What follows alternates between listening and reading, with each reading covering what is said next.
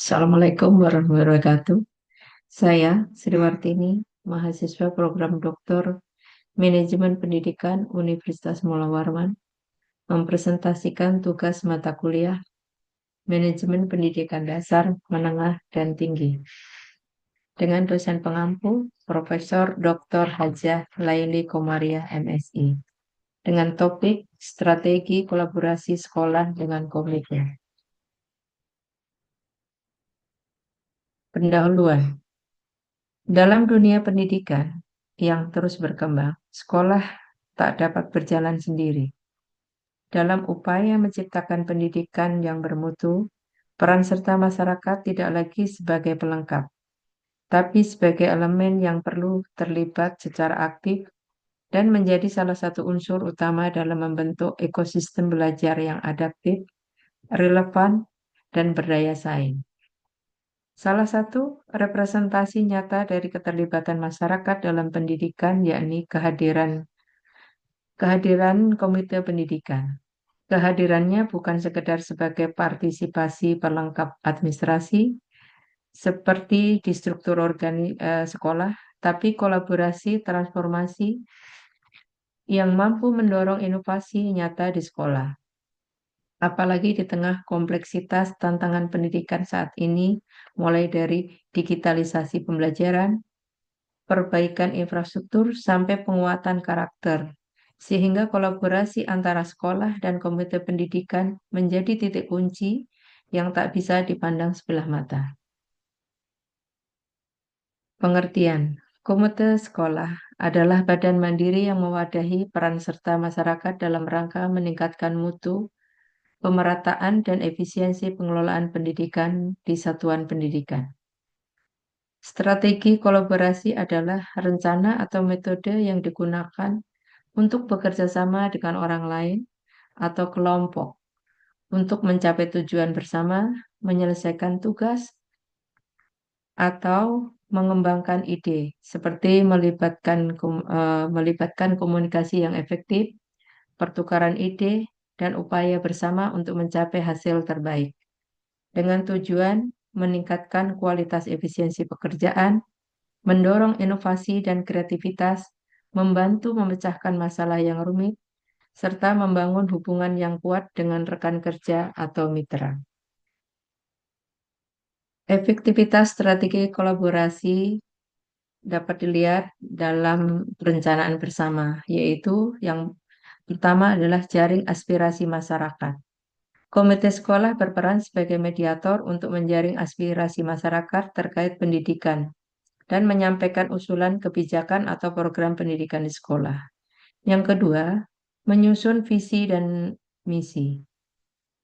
Komite sekolah dapat terlibat dalam menyusun visi misi sekolah yang mencerminkan nilai-nilai ramah anak dan melibatkan perspektif orang tua. Yang ketiga adalah kurikulum. Perencanaan kurikulum. Komite sekolah dapat memberikan pertimbangan dalam penentuan dan pelaksanaan kurikulum, serta mendukung penyelenggaraan pendidikan. Pengawasan dan evaluasi. Yang pertama adalah mengawasi pelaksanaan kegiatan. Komite dapat mengawasi implementasi kebijakan sekolah yang relevan dengan kesejahteraan siswa, seperti tata tertib sekolah atau kegiatan ekstrakurikuler. Yang kedua, mengevaluasi program sekolah. Komite dapat melakukan evaluasi terhadap program sekolah secara berkala, termasuk evaluasi terhadap pelaksanaan kurikulum dan kegiatan ekstrakurikuler. Yang ketiga adalah menyediakan laporan. Komite itu dapat membuat laporan evaluasi kepada sekolah dan masyarakat tentang pelaksanaan program sekolah. Selanjutnya adalah eh, komunikasi yang efektif. Membentuk kanal komunikasi, komite sekolah dapat menciptakan kanal komunikasi dua arah antara sekolah dan orang tua, misalnya melalui forum pertemuan, diskusi terbuka, atau media sosial. Selanjutnya adalah menyampaikan aspirasi orang tua. Komite dapat menyampaikan berbagai persoalan yang dihadapi siswa kepada pihak sekolah, termasuk aspirasi orang tua tentang pendidikan. Selanjutnya adalah mengikuti rapat. Komite dalam mengikuti rapat sekolah untuk memberikan saran dan masukan dalam perencanaan dan pelaksanaan program sekolah. Selanjutnya adalah dukungan finansial dan sumber daya. Dana komite. Komite sekolah dapat mengelola dana komite untuk membantu kegiatan sekolah, seperti membeli perlengkapan belajar atau membiayai kegiatan ekstrakurikuler. Kemudian, sumber daya manusia. Komite sekolah dapat memberikan dukungan sumber daya manusia seperti tenaga sukarela atau bantuan teknis untuk mendukung kegiatan sekolah.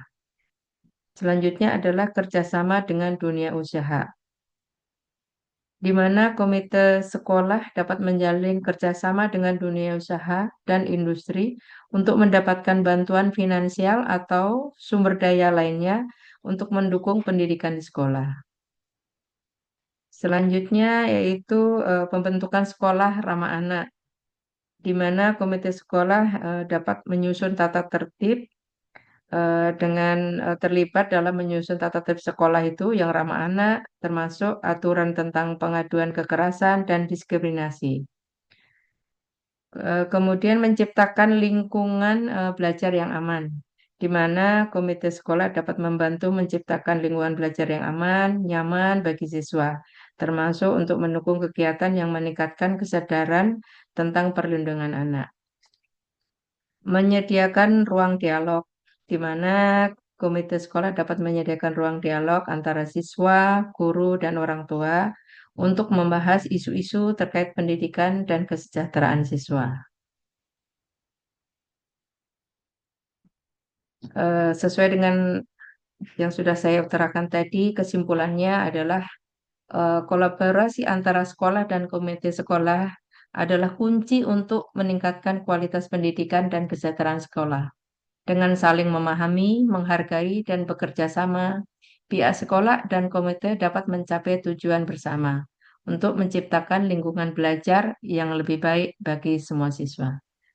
Demikian yang presentasi saya. Terima kasih. Wassalamualaikum warahmatullahi wabarakatuh.